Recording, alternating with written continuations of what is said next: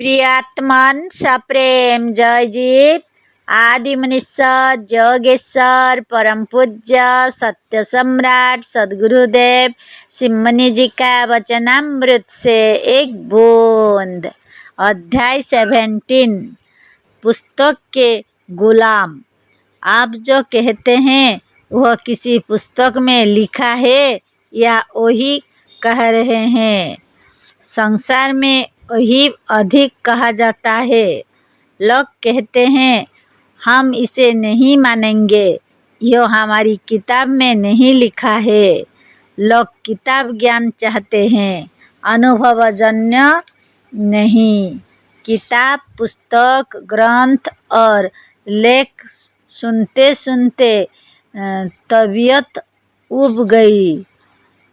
किताबें और पुस्तकें जड़ हैं और आप चेतन हैं। मनुष्य भरोसा करे किताबों का। मनुष्य की बनाई हुई किताबें हैं या मनुष्य किताबों का बनाया हुआ? व्यास, गौतम, कणाद, वशिष्ठ, मुहम्मद, ईसा और बुद्धादि मनुष्य थे या किताब थे? इन्होंने किताबों को बनाया या किताबों ने इन्हें बनाया था? हम पूछते हैं मनुष्य बड़ा है या किताब? किताबों या ग्रंथों की कौन सी चीज माननीय है? उसका कागज, उसकी स्याही, उसकी जिल्दबंदी। किताबों में केवल कागज और स्याही नहीं है, उसमें भी ज्ञान है। किताबों में वही ज्ञान ही माननीय है जिसे देखकर मनुष्य ज्ञानी हो जाता है। आप भी कहते हैं कि किताबों से मनुष्य ज्ञानी हो जाता है। वह अलमारी जो किताबों से भरी रहती है आज तो ज्ञानी नहीं हुई। लैंप और मकान की छतें जो बराबर किताबों को देखती रहती हैं पर उन्हें ज्ञान नहीं होता। बेल पर किताबें लदी हुई हैं पर बेल ही बना रहा है। किताबें मनुष्य की बनाई हुई है। किताबों की टेढ़े मेढ़े अक्षर मनुष्य के विचारों में स्फुरण उत्पन्न करने के लक्ष्य मात्र है। दूसरी बात यह है कि पुस्तकों और किताबों में ज्ञान ही रहता है या अज्ञान भी? क्या सब किताबों में ज्ञान ही है? क्या आप इसे मानते हैं? आप आर्य समाजी है या बौद्ध? आप आर्य समाजी हैं? अच्छा, तो क्या कुरान, इंजल और धम्मपद में सब ज्ञान ही ज्ञान है? यदि ज्ञान ही ज्ञान है तो आप उसे क्यों नहीं मानते? हमारे कुछ पाठक कहेंगे कि हम तो सनातन धर्मी हैं जो तुलसीकृत रामायण के भी प्रत्येक पद को ब्रह्मवाक्य समझते हैं। समझे, हम उस बात पर अभी कुछ नहीं कहना चाहते। हम केवल यह पूछते हैं कि रामायण की तरह क्या सब ग्रंथों और किताबों में ज्ञान ही ज्ञान है या अज्ञान भी? क्या सत्यार्थ प्रकाश में भी ज्ञान है? एक सनातन धर्मी अवश्य कहेगा कि नहीं, सत्यार्थ प्रकाश में सब ज्ञान नहीं है। सत्यार्थ प्रकाश आदि से अंत तक अज्ञान से भरा हुआ है।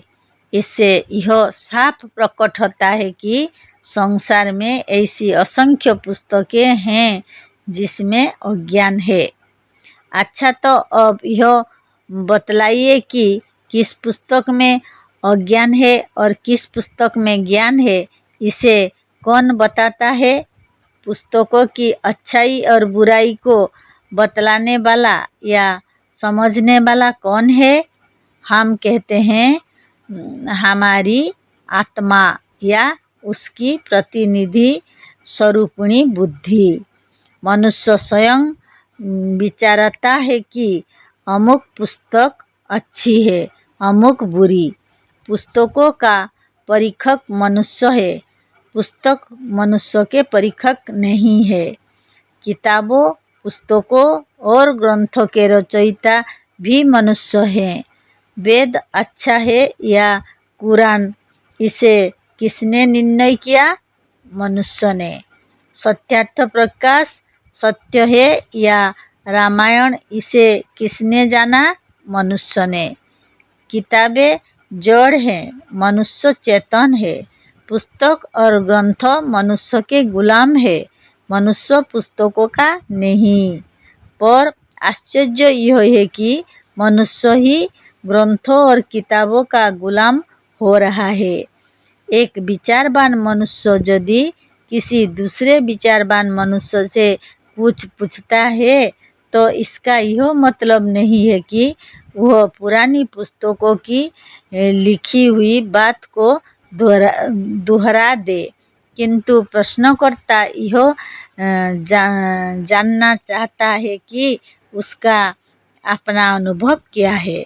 पुस्तक की लिखी हुई बातें तो लिखी हुई हैं, उसे वह भी पढ़ चुका है।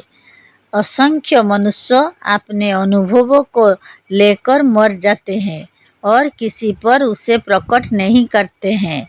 यदि कहना हुआ तो कहते हैं वही जो पुस्तकों में लिखा रहता है या जो पुराने ऋषि मुनि कह गए हैं। जैसे कि तुलसी जी ने कहा है, यहाँ ना पक्षपात कुछ राखो, संत पुराण वेद मत भाखो। कहते हैं कि यहाँ हम पक्षपात नहीं करेंगे, पर कहेंगे वही जो वेदों, पुराणों और पुराने संतों ने कहा है। यह पक्षपात नहीं तो और क्या है? ना मालूम तुलसीदास जी पक्षपात किसे कहते हैं? एक सनातन धर्मी हिंदू थे। इसी पक्षपात के नाते पुराणों और वेदों का मत कहा। यदि अपने धर्म का पक्षपात नहीं होता तो कुरान और इंजील का भी मत कहते, या वेदों और पुराणों का भी मत ना कहकर निष्पक्ष होकर अपना ही अनुभव कहते। एक तो लोग लिखते ही बहुत कम है, जो लिखता है वह भी अपना अनुभव नहीं लिखता, किंतु उसके पहले जितने पुस्तकें लिखी जा चुकी हैं उसमें से संग्रह करके रख देता है। इससे असंख्य मनुष्यों का अनुभव जन्य ज्ञान इन्हीं के साथ मर जाता है। ऐसा क्यों होता है? बात यह है कि अनुभवजन्य ज्ञान इन पुरानी किताबों के विपक्ष या विरुद्ध है। यदि यह अनुभव जन्य ज्ञान स्पष्ट कहा जाए तो ऐसे स्पष्ट वक्ता के असंख्य मनुष्य शत्रु हो जाएंगे। अतः लोग अपना अनुभव कहते वक्त डरते हैं और सच्चा ज्ञान प्रकट नहीं होने पाता। पर हमने इसकी परवाह नहीं की है। हमने अपने लेखों, ग्रंथों और पुस्तकों से अपना अनुभव लिखा है और स्पष्ट लिख दिया है, चाहे हमारे पाठक उसका आदर करें या अनादर। हम बहुत दिनों से ज्ञान और योग के साधन में लगे हुए हैं। अपनी बनाई हुई पुस्तकों में भी हमने यही लिखा है जिसे अनुभव करके प्रत्यक्ष कर लिया है। जय जीव।